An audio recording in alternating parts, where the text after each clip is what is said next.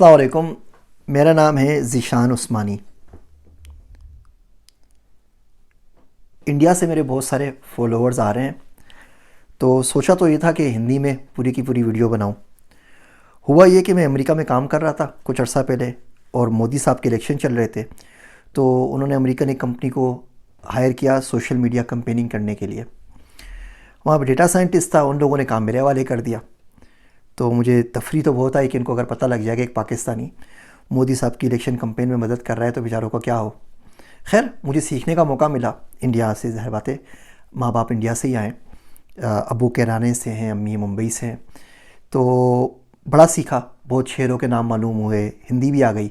मैं पहले बता चुका हूँ, times of India, Indian times को पिछले 20-30 सालों से रोज़ ही पढ़ रहा होता हूँ। तो कभी तो सोचा कि मैं इंडिया पे बात करूँ, उनके शहरों पे बात करूँ, उनके लोगों के ऊपर बात करूँ। गया कभी नहीं हूँ, लेकिन जो दूर से पढ़ा है, देखा है, किताबें पढ़ी हैं। लेकिन डर ये लगता है कि जिस दिन ये बोल दिया तो लोग पक्का पक्का इंडियन समझ के पाकिस्तान में सिक्योरिटी क्लियरेंस बंद कर देंगे। तो देवी और सज्जनों, ये हमारी वीडियो आज है भावनाओं के हिंसा के ऊपर, इमोशनल अत्याचार, इमोशनल टॉर्चर के ऊपर। हमारे माशरे के अंदर हम ये इमोशनल टॉर्चर अपने बच्चों के साथ बहुत ज़्यादा करते हैं। हर वो कमी जो हमारी ज़िंदगी में रह गई है, हम एक टॉर्चर बना के चाहते हैं कि हमारा बच्चा वो चीज़ लेकर आ जाए। वो बच्चा वो पहाड़ सर कर ले, बच्चा वो जुए शीर लिया है, बच्चा जाके दुनिया फतह कर ले। उसकी वजह से बच्चे के ऊपर एक बहुत ही ज़्यादा अननेसेसरी प्रेशर बन जाता है। 40 साल का बंदा है, कहते जी हमारा क्या, हमारी तो ज़िंदगी गुजर गई, हम तो बस बच्चों के खातिर ज़िंदा हैं, हम चाहते हैं बच्चे मेरे काम कर लें, बच्चा मेरा पायलट बन जाए, सियासतदान बन जाए, बिलियनेयर बन जाए। ओ भाई, ज़िंदगी में आप रेडी से आगे नहीं निकले, उस बच्चे पे इतना ज़ोर क्यों डाल रहे हो? उसको कौन सा आपने MIT से पढ़ाया कि वो जाके बिलियनेयर बन जाएगा? और अभी तो 40 साल उम्र हुई है, जाके दुनिया फतह कर कर आए। अभी से क्यों अपने हार मान ली कि जी मैं बुढ़ा हो गया हूँ, बच्चों के लिए सब कुछ कर रहे हैं? इस बात से कोई फरार नहीं कि हर माँ बाप अपने बच्चे के लिए अच्छे से अच्छा चाहते हैं। खुद गरीब हैं, खुद कुछ नहीं कर सके, तो ये मतलब कहीं से भी नहीं कि बच्चों के लिए अच्छा ना चाहें। चाहत में, ख्वाहिश में और इस जज्बाती जुनून में बहुत ज़्यादा फ़र्क है। अल्लाह सुब्हानहू व तआला ने आपको बच्चे इसलिए नहीं दिए कि आप उनके ऊपर अपनी हाकमियत का इजहार करें और उनको ग़ुलाम बना के रखें। बच्चे इसलिए दिए गए कि अल्लाह की अमानत है, आप एक अच्छा फ़र्द माशरे को दे सकें, अच्छा नाम दें, रिज़्क़ हलाल खिलाएं। हलाल में कसक होती है, दिल पे चोट ज़रूर पड़ती है, बच्चा इधर उधर नहीं जाएगा, कितनी दूर जाएगा वापस आ जाएगा। अब दुआएं करते रहें, इंशाअल्लाह ताला उसके लिए अल्लाह करम करेगा। तो अब माशरे को एक अच्छा फ़र्द दे सकें, अच्छा बेटा दे सकें, अच्छा मुसलमान दे सकें, अच्छा शहरी दे सकें, अच्छा बाप दे सकें, अच्छा शौहर दे सकें। बस अब बच्चे को जो करना है उसको करने दीजिए, बच्चों को बांध के ना रखिए। 30-30, 35-35 साल के बच्चे हो जाते हैं जिनको ना आप तनख्वाह देते हैं और आप अपना बिज़नेस संभालने का उनको कहते रहते हैं, और जब आपका इंतकाल हो जाता है तो बेचारे आपस में लड़ रहे होते हैं, उनको पता नहीं होता बाहर काम करना कैसे, क्योंकि ना किसी सेठ से मिले होते हैं, ना कारोबारी कोई डीलिंग की होती है, ना ही बैंक अकाउंट को कोई काम किया होता है। और मरना तो सबको है ना, इसमें तो कोई गलत बात नहीं है। आप चाहते हैं कि आपके सारे बच्चे एक साथ आपके साथ रहें। कभी अपने दिल पर हाथ रख के पूछिए और सोचें कभी ठंडे दिल से, क्या आप ज़िंदगी भर अपने माँ बाप के साथ रहे? क्या ज़िंदगी भर अपने बहन भाइयों के साथ रहे?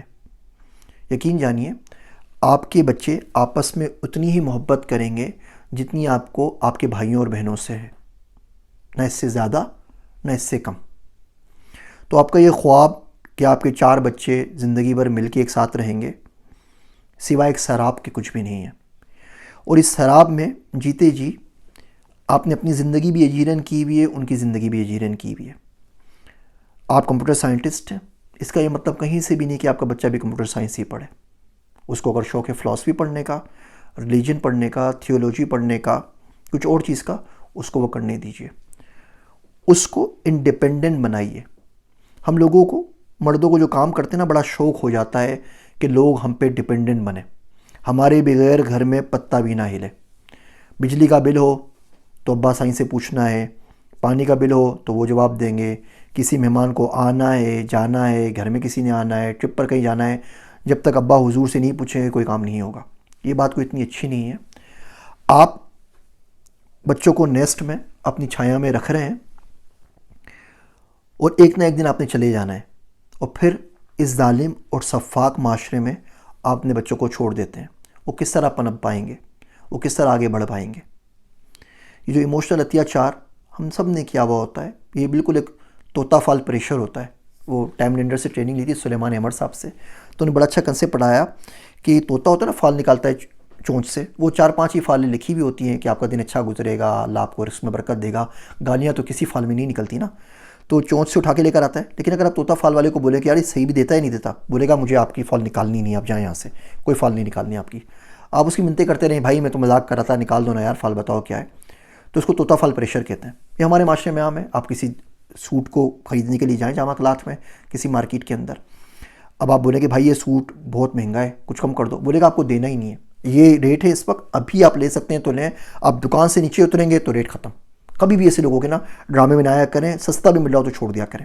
इसे तोता फाल प्रेशर कहते हैं। बेगम को बोले कि जी ये ड्रेस महंगा है, 50,000 का, घर आ रहा, आप ऐसा करें ना कोई 30,000 वाला ले लें। बोले पहनना ही नहीं है, जाना ही नहीं है मुझे शादी के अंदर, आपके दोस्त हैं आप ही चले आए, मैं घर में बैठी हूँ मासियों की तरह। वो इतना प्रेशर करेगी, आप बोलेंगे भाई अल्लाह के वास्ते तो ये ना 50,000 नहीं, लाख वाला ले ले चल कम से कम। ये सारा तोता फाल प्रेशर है। तुम इतना ज़्यादा तोता फाल प्रेशर डालते हैं अपने बच्चों के ऊपर मुख्तलिफ हथकंडों से। कोई माएँ भी कम नहीं है, कहीं से भी कम नहीं है। माएँ दूध का वास्ता देती हैं और पता नहीं ज़िंदगी का वास्ता देती हैं और दुआओं का वास्ता देती हैं और पाँव के तले जन्नत है ये वास्ते देती हैं सारे के सारे, और उस बेचारे का बेड़ा गर्क मार रही होती हैं। तो इमोशनल टॉर्चर के अंदर बच्चों को ना रखें। उनकी अपनी शख्सियत है, 5 उंगलियां बराबर नहीं होती। आप अपने बहन भाइयों जैसे नहीं हैं, आप 100% अपने माँ बाप के ऊपर नहीं गए। उनकी शख्सियत को परवान चढ़ने दीजिए, उनको पनपने दीजिए, उनका सहारा बने, उनकी सपोर्ट बने। बच्चों को ये बताओ वॉट एवर हैपन्स मेरे पेरेंट्स मेरे पीछे। जिस बंदे से बात करते हैं उसका बच्चा यही बोलता है कि जी मेरे अब्बा पोजीशन लेकर आते थे। सबके अब्बा पोजीशन लेकर आते थे तो कम वक्त फेल कौन होता था और बी और सी ग्रेड किसका आता था? सब झूठ बोलते हैं। कोई फ़र्क नहीं पड़ता, बच्चा कोई पढ़ाई में अच्छा होता है, कोई बुरा होता है, कोई आगे जाता है, सब चलता रहता है। लेकिन बच्चों को इमोशनल टॉर्चर मत दीजिए। इससे आपका भी फ़ायदा है, उनका भी फ़ायदा है। आपको अच्छे बच्चे मिलेंगे, उन्हें अच्छे माँ बाप मिलेंगे, माशरे को हम सब मिलके एक बेहतरीन फ़र्द दे सकेंगे। मेरी कड़वी कसेली हिंदी उर्दू बातें सुनने का शुक्रिया। मैं हूँ आप सबका ज़ीशान उस्मानी।